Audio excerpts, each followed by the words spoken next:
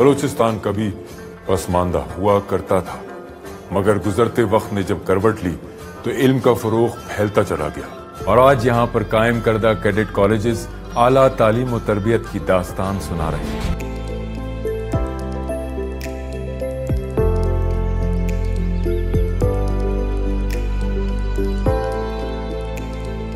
Cadet college Pishin की पढ़ाई भी बहुत अच्छी है और यहाँ का माहौल भी अच्छा है। यहाँ पर बहुत ज़्यादा एक्टिविटीज़ करवाए जाते हैं जो दूसरे कॉलेजेस में नहीं कराए जाते हैं। स्पेशली मैंने डिसिप्लिन सीखा कि ज़िंदगी गुजारने का असल तरीका क्या होता है, टाइम कैसे मैनेज करते हैं। मॉडर्न एजुकेशन के साथ मैं अपनी कुरान की तफसीर भी सीख रही हूँ। मैं यहाँ पे अपना सेल्फ डिफेंस भी सीख रही हूँ।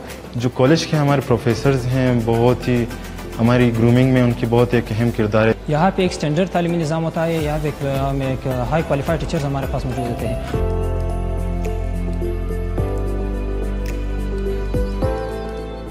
कैडेट कॉलेज पशीन जो है ना उसे बहुत बेहतरी आया हुआ है। लोग हमारा जो बच्चे खुश है तो उसका अखलाक अभी अच्छी तरह मिल गया।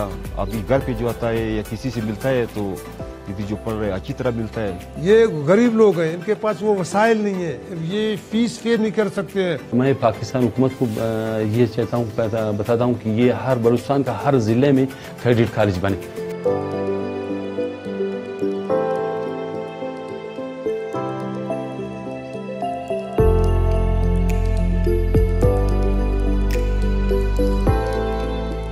पहले यहाँ पे लाइफ कंजर्वेटिव मॉल था। यहाँ पे एजुकेशन की तरफ से कोई फोकस नहीं था। यहाँ पे आउटडोर एक्टिविटीज़ कोई नहीं हुआ करती थी। सिर्फ एक मॉल था, कंजर्वेटिव मॉल, एक फियर रहती थी। जितनी मैंने आज का तालीम हासिल की और जितनी सक्सेस मैंने हासिल की सारा उसका क्रेडिट मैं कैडेट कॉलेज जाफराबाद को देता हूँ।